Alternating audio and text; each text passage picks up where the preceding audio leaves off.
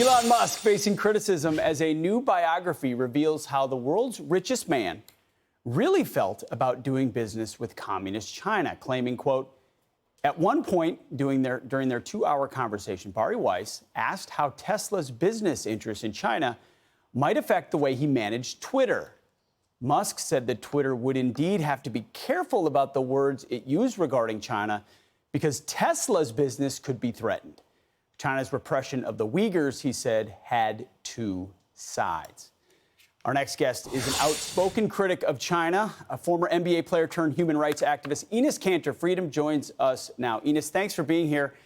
I mean, so Elon Musk, SpaceX, X or Twitter, Tesla, Starlink, he's got interests all over the world. He says the Uyghur issue has two sides and it'll affect what he does on Twitter. What do you say? Around 2 years ago, actually, Elon Musk turns a blind eye to the Chinese Communist Party's abuses and has opened a Tesla showroom in Xinjiang area.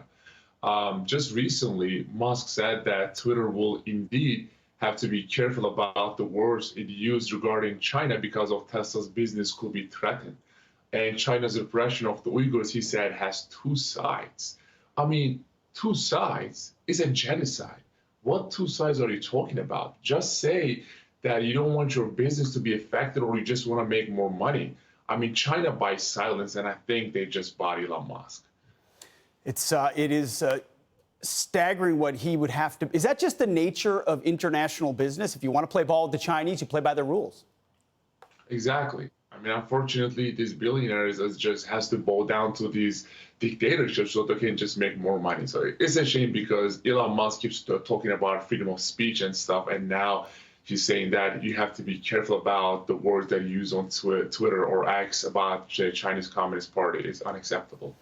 Yeah, sure is. I want to get you on one more topic, too. The NBA, the Board of Governors of the NBA, you played there for years, approved a new rule allowing the league to fine teams for resting star players. I know as a fan, when you go to a game, you don't want to cross your fingers and say, is Steph Curry playing or not? Exactly.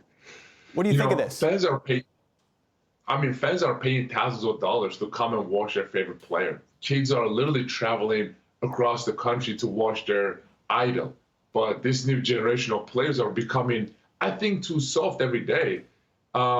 Back in the day, we have never seen or heard of the load management, but now almost every star player taking days and sometimes weeks off. They get I don't think they have a winning mentality if they are taking a load management. They get a splinter now on their finger and they take weeks off. It's interesting. The league is much different than it was under the Bird, Jordan, and Magic era, or the Pistons. I mean, come on.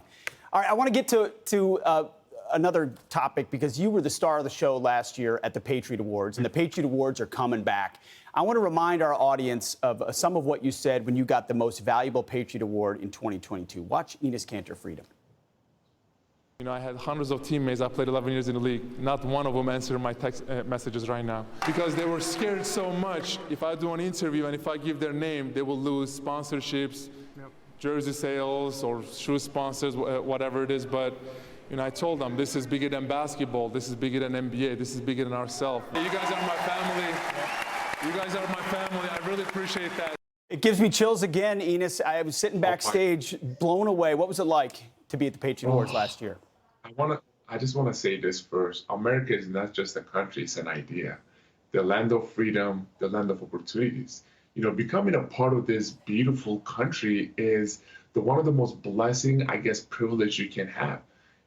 My whole teenager life, I grew up in a dictatorship in Turkey.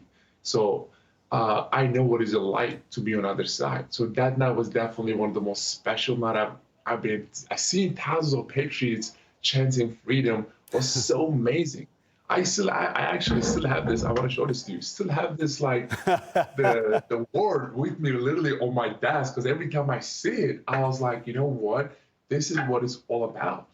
So man, that means a lot. I just hope that whoever the next winner is, I'm just excited about him. It's going to be hard to top you, Enes Kanter Freedom. But we're doing it again this year in November 16th, the Grand Ole Opry House in Nashville. Hope you'll be there. We'd love to have you.